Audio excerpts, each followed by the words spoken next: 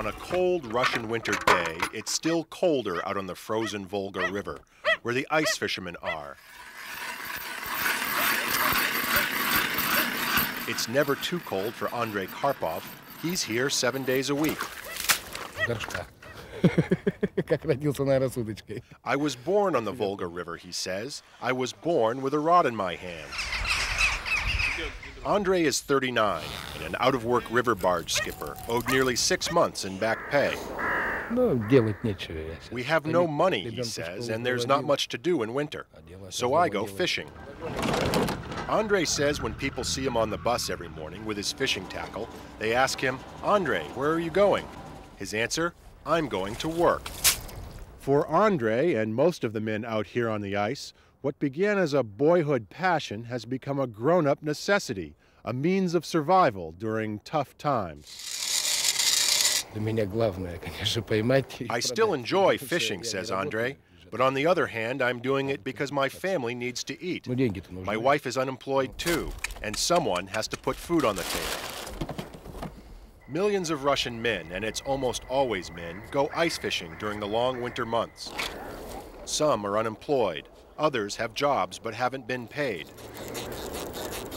The older men are on small pensions, but often they haven't been paid either. It's one of the many resourceful ways that Russians manage to make ends meet, to get by, and to pass the time. 7 bottles of vodka and we still haven't caught anything, says Yevgeny. We won't catch enough to sell, to make any money, just enough to feed our families. It takes a lot of patience and know-how to catch fish, says Andrei. You can see that most of the things here are homemade. Only the line and hooks come from the store. Each handmade lure has its own name. This one's the goat. This one's the devil. Which is better? Whichever one the fish swallows, that's the best, says Andrei.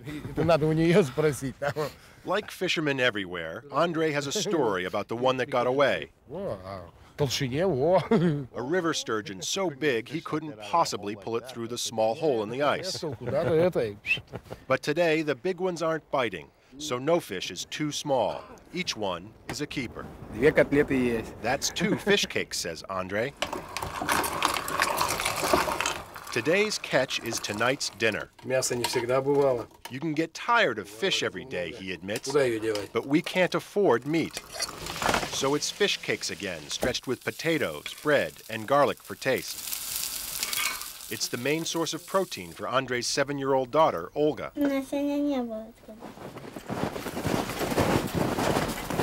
Ice fishing, like fishing of any kind, requires a special kind of patience. But Russians have a lot of that. Waiting for the next bite, enduring another harsh winter, always hoping for better times to come. David Hawkins, CBS News, Yaroslavl, Russia.